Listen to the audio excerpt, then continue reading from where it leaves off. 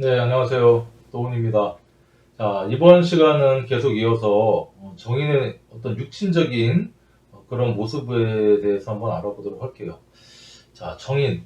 제가 앞 시간에 그 인성에 대한 키워드에 대해서 몇 가지 말씀을 드렸고요.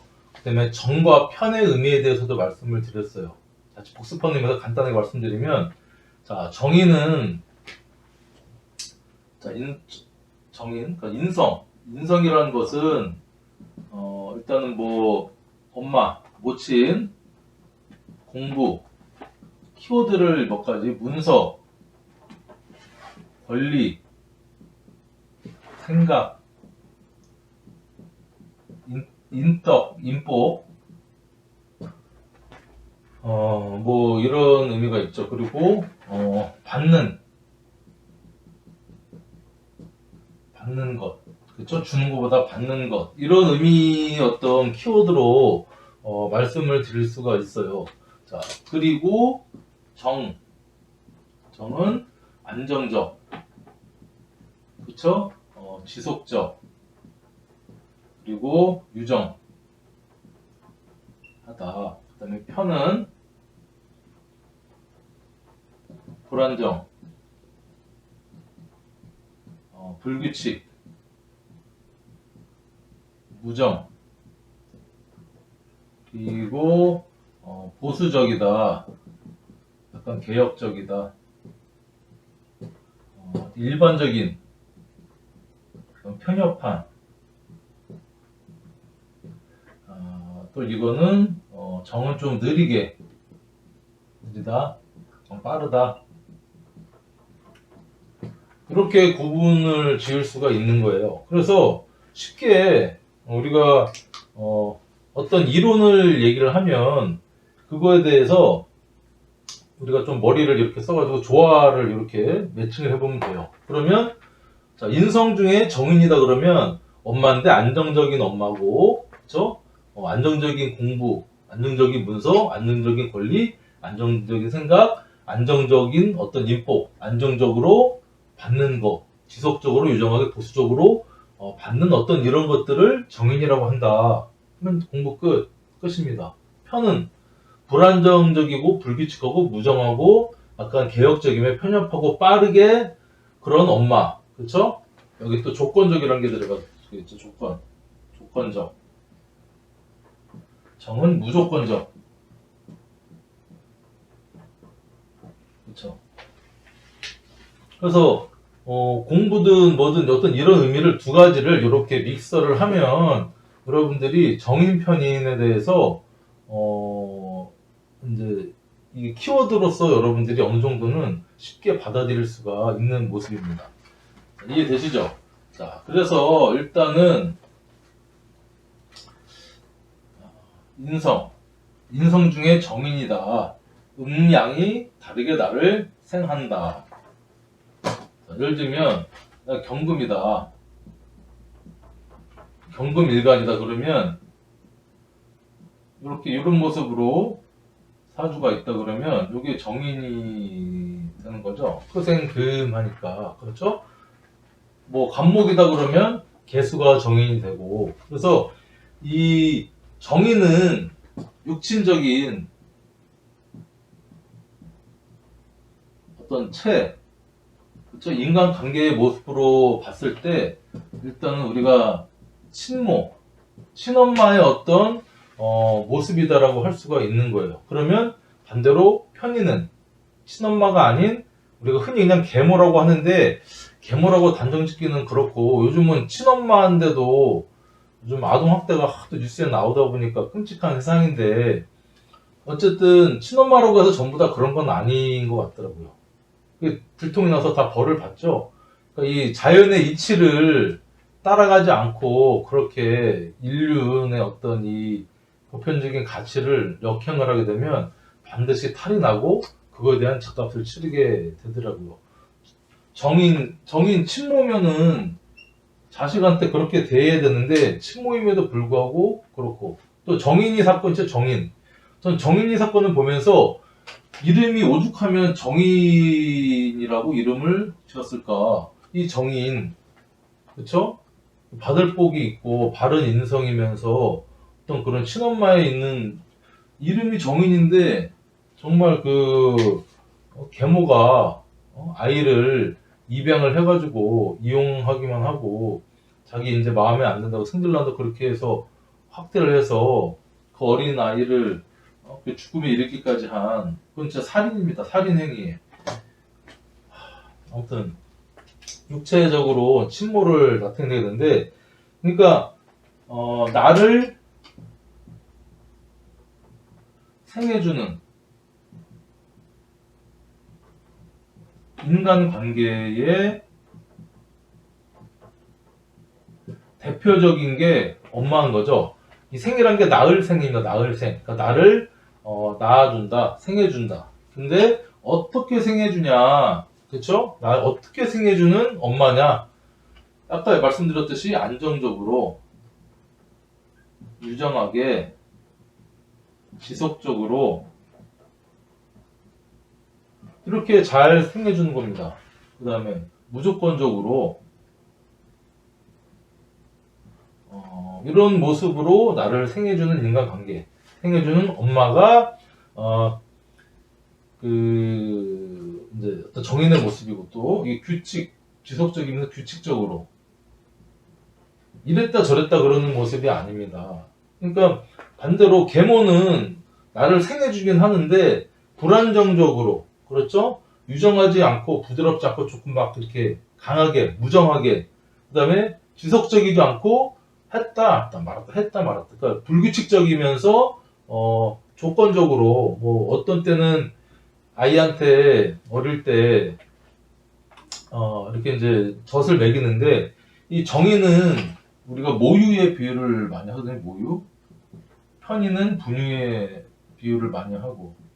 자, 모유를 먹일 때 엄마가 아이를 반드시 안아서 체온을 서로 느껴가면서 어떤 이 스킨십과 병행을 해서 모유를 먹입니다. 그리고 엄마의 체온처럼 따뜻하게 이렇게 데펴진 엄마의 어떤 이 몸에서 나오는 모유를 아이가 먹으면서 이 단순히 배만 채우는 것이 아니라 엄마의 사랑과 체온과 숨결과 이런 안정된 어떤 정서를 이렇게 모유를 먹음으로써 형성이 되고요.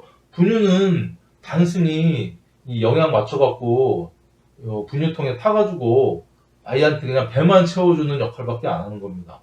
그리고 또 모유는 이 상할 이유가 없죠. 뭐 타놓고서 엄마가 이렇게 오랫동안 있는 게 아니라 그때그때 모유가 나와서 아이한테 먹이지만 분유는 타놓고 오래되면 상합니다. 그리고 물 온도를 맞추지 않으면 차갑든지 뜨거워서 아이가 이게 배탈이 날 수도 있고 딜 수도 있고 그런 모습이기 때문에 이 모유는 어떤 정인의 대표적인 모습이 아닐까 이렇게 생각이 들어요. 친엄마만이 해줄 수 있는, 물론 친엄마가 아니더라도 물론 이렇게 모유를 먹일 수 있죠. 자기가 친자식이 아니더라도. 옛날에 이제 유모도 있었잖아요. 하지만 그거하고는 조금 다른 얘기니까. 그래서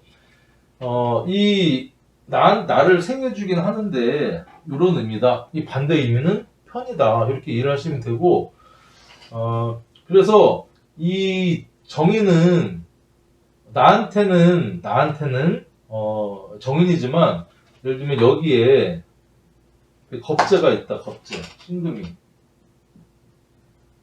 신금이 있으면 이 신금한테는 이 깃터가 어떤 의미죠? 이게 편인의 의미입니다. 편인. 겁재한테는 정인이 편인이 되는 거예요. 이해 되시죠? 그러니까 나한텐 친엄마인데 이 겁재는 내 친구, 동료, 경쟁자, 배다른 형제 어떤 이런 의미가 있는 거예요. 그래서 딱 그 논리적으로, 이치적으로 들어맞게 되죠. 자, 반대로. 자, 내가 신금이다. 하고 경금이 있다. 자, 그러면 이게 반대 현상이 일어나는 겁니다. 나한테는 편인인데 겁재한테는 이게 정인인 겁니다. 그러니까 나한테는 까탈스럽게 조건적으로 편협하게 뭐 잘 해줬다, 뭐 안 해줬다, 뭐 모유를 뜨거운 걸 줬다가 3일에 한 번씩 줬다가 막 이러는데 겁재한테는 어떤 물질력면으로 좀 무조건적으로 잘해주는 모습이 편인입니다. 그러니까 이 편인을 갖고 있는 사람은요, 어쩔 수 없이 약간 상대적인 박탈감, 불안정한 심리, 그 다음에 어떤 내가 빨리빨리 빠릿빠릿하게 정신적인 순발력이 없으면 밥도 굶고 늘 당하고 제대로 못 받고 하는 그런 피해의식이 있기 때문에 이 겁재한테는 정인이니까 이 겁재의 정인한 엄마한테 내가 조금이라도 얻어먹으려면 약간 이 느릿느릿 허허실실해서는 살아남을 수가 없어요. 그러니까 이 인간 관계에 있어서 어릴 때부터 그 편이 있는 사람은 눈치가 빠꼼합니다. 눈치 빠꼼하고 한쪽으로 편협해서 그쪽에 집중을 해서 학문적으로도 일반적이고 보편적인 학문이 아니라 자기가 좋아하는 편협된 일반적이지 않은 그런 학문에 관심을 또 갖게 되는 게 어떤 인간적인 이런 관계. 그래서 이 정인과 편인의 어떤 심리를 나중에 이제 쭉 보게 되는데 가장 기본이 되는 이 정점, 그죠? 모티브가 되는 그것은 이 엄마, 친모냐, 계모냐, 어떤 이렇게 안정적이고 유정하고 지속적이고 무조건적이고 규칙적으로 생해주는 어떤 그런 엄마를 가지고 있느냐, 아니면 그렇지 못한 편인적인 엄마를 내가, 나한테 그런 편인적인 엄마가 있느냐에 따른 심리가 점점 파생이 돼서 발전하고 이렇게 돼서 그런 심리를 갖게 되는 거예요. 그건 나중에 이제 말씀을 이제 드리겠지만, 그래서 우리가 그냥 정의는 뭐 친모, 편의는 계모, 그 끝. 그러면 공부가 발전이 없고 왜 그럴까? 그리고 정의인과 편의는 어떤 서로 상호 반대적인 입장에서의 관계를 우리가 또 조금 도출해 볼 수가 있고요. 자, 그렇다 보니까 이 정의는 우리가 보통 실제로 이제 처음에 첫 자식, 그렇죠? 정의는 첫째. 어쨌든 남녀가 결혼을 해서 첫 아이를 만약에 보게 되면요, 첫 아이에 대한 애정이나 관심이나 이런 것은 정말 각별할 수밖에 없어요. 그러니까 누구든 첫 아이는 그 아이한테 모든 정성과 사랑을 쏟아 부을 수밖에 없는 그런 상황이겠죠. 둘째, 셋째가 있는 게 아니니까. 그러다가 이제 그래서 이 정의는 첫째한테 맞고요. 그 다음에 또 어떤 장손 있죠, 장손. 한테 어떤 정인적인 모습이 많이 나타나고, 그리고 또 막내. 5남매, 6남매 중 막내다. 그렇죠? 특히 막내인데 딸, 아들, 이런 막내는 죽음입니다, 진짜. 그 집안에서 완전히 그냥 애지중지 그냥 금지오벽으로 진짜 정인의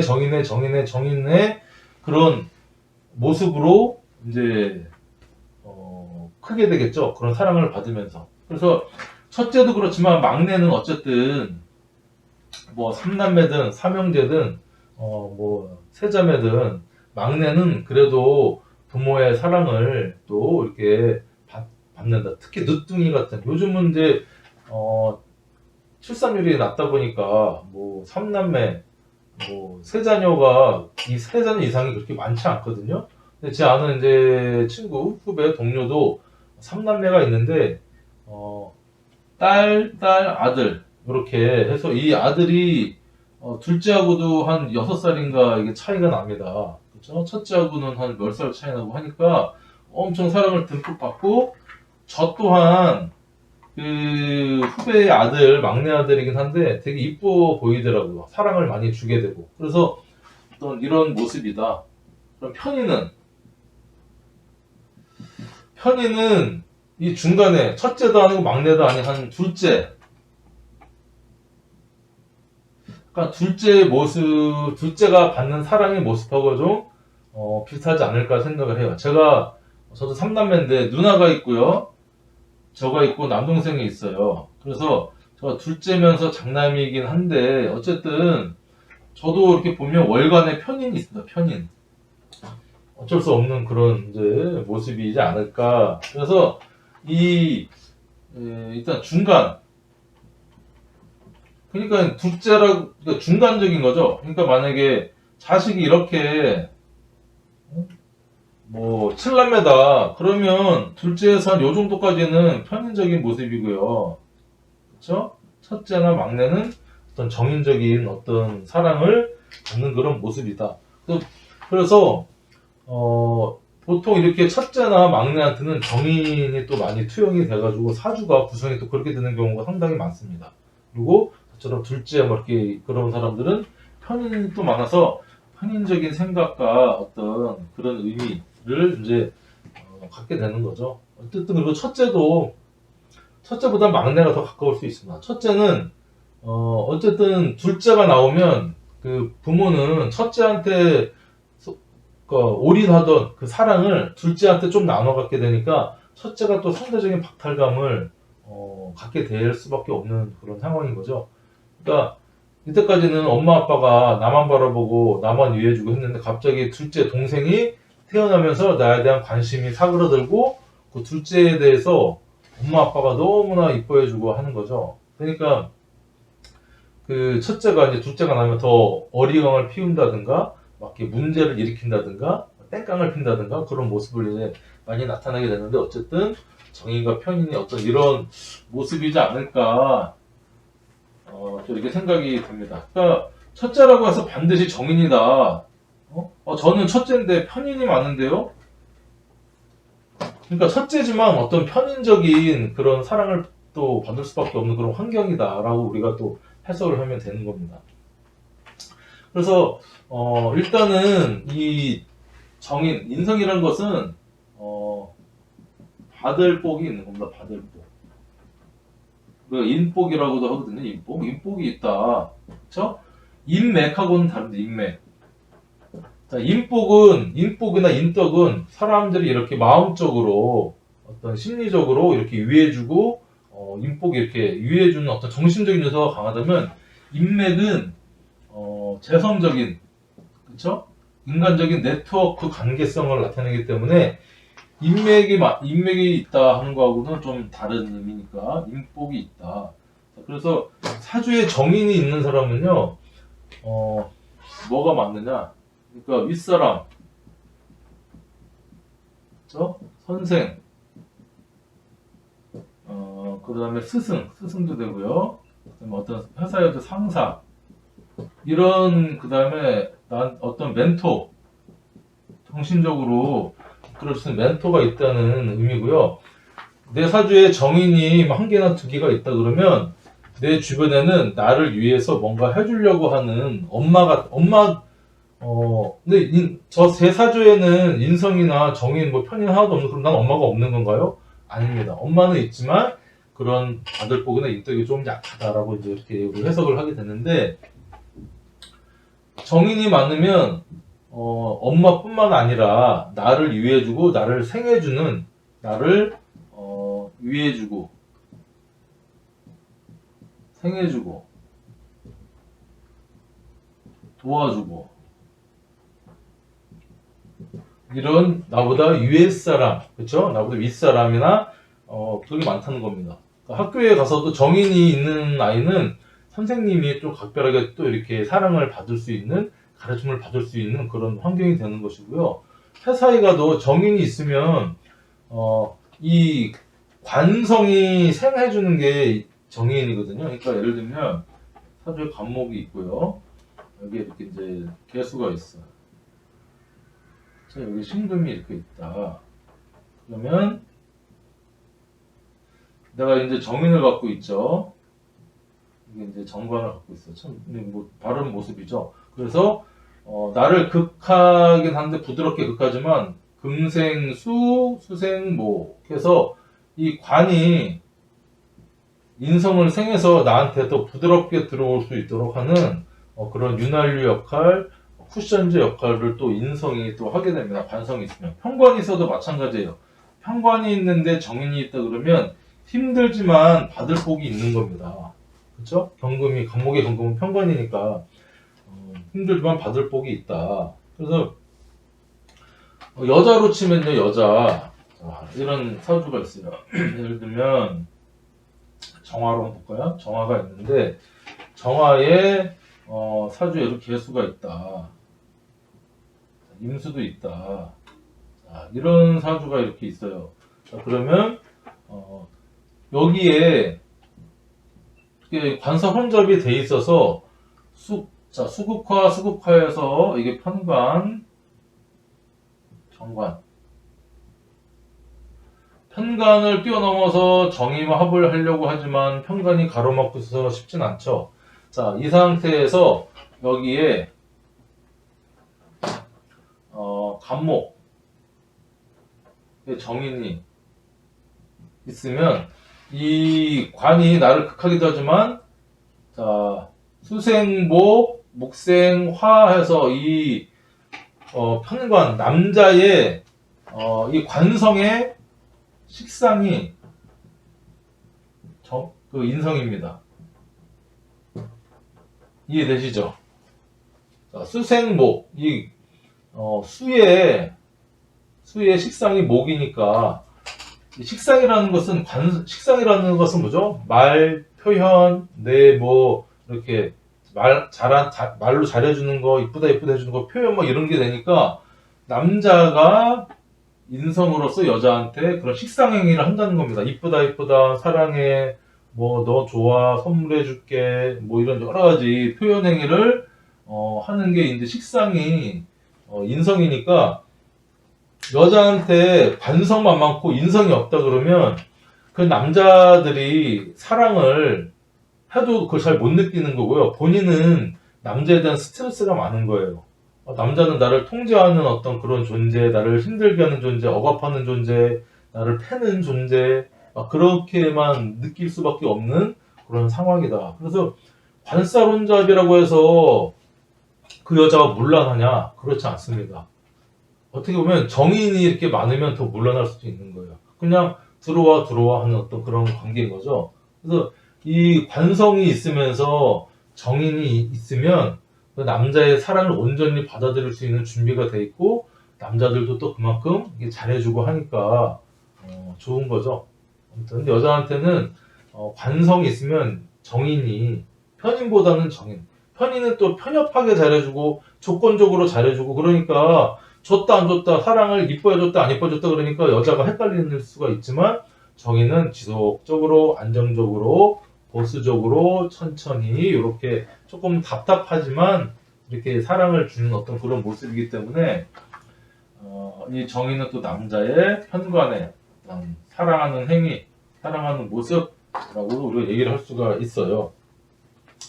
자, 그래서 우리가 이 정인의 육신적인 의미는 정리하자면 어떤 친엄마의 어떤 그런 무조건적인 사랑의 어떤 그런 모습. 자, 이거를 이제 토대로 심리가 이제 발전이 되는 겁니다. 정인의 심리. 앞에서 제가 쭉 그 엄마, 그러니까 친엄마냐, 친엄마가 아니냐, 조건적인 엄마냐에 따라서 심리가 이렇게 형성이 되거든요. 그거 다음 시간에 또 한번 계속 이어가겠습니다. 잠시 쉬었다 할게요.